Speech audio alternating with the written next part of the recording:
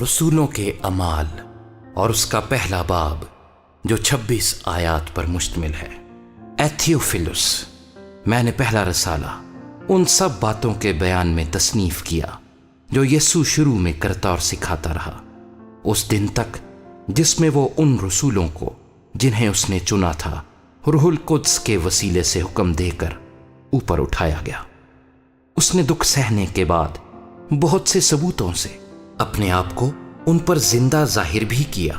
چنانچہ وہ 40 دن تک انہیں نظر آتا اور خدا کی بادشاہی کی باتیں کہتا رہا، اور ان سے مل کر ان کو حکم دیا کہ یروشلم سے باہر نہ جاؤ، بلکہ باپ کے اس وعدے کے پورے ہونے کے منتظر رہو جس کا ذکر تم مجھ سے سن چکے ہو، کیونکہ یوحنا نے تو پانی سے بپتسمہ دیا، مگر تم تھوڑے دنوں کے بعد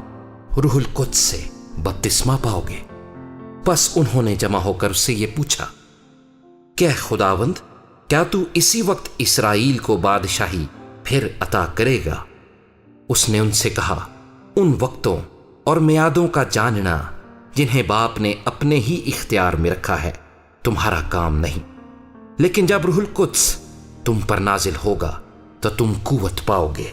اور یروشلم اور تمام یہودیہ اور سامریہ میں بلکہ زمین کی انتہا تک میرے گواہ ہوگے۔ یہ کہہ کر وہ ان کے دیکھتے دیکھتے اوپر اٹھا لیا گیا، اور بدلی نے اسے ان کی نظروں سے چھپا لیا۔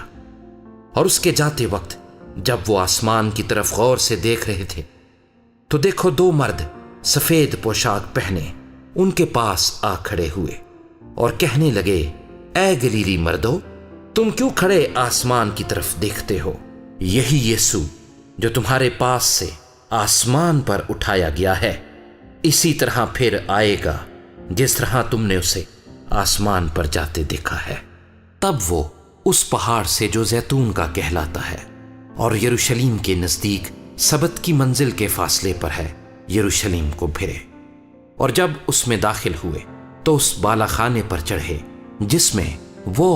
یعنی پترس اور یوحنا اور یعقوب اور اندریاس اور فلپس اور توما اور برتلمائی اور متی اور حلفئی کا بیٹا یعقوب اور شیمون زیلوتیس اور یعقوب کا بیٹا یہودا رہتے تھے۔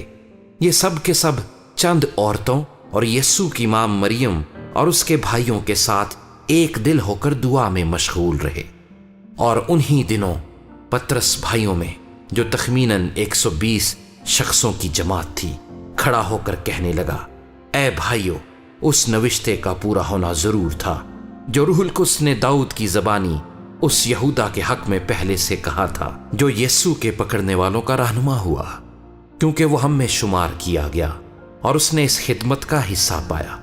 اس نے بدکاری کی کمائی سے ایک کھیت حاصل کیا اور سر کے بل گرا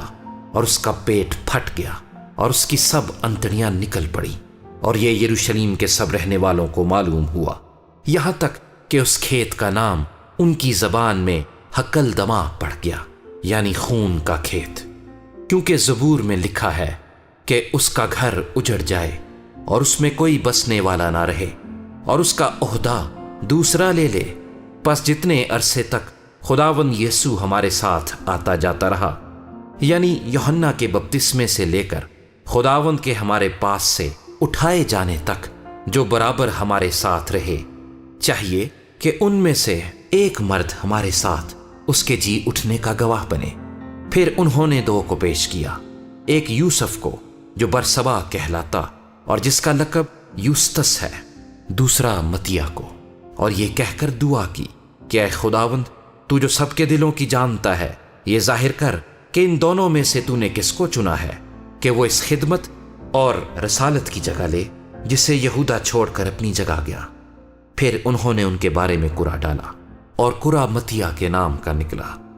پس وہ ان 11 رسولوں کے ساتھ شمار ہوا۔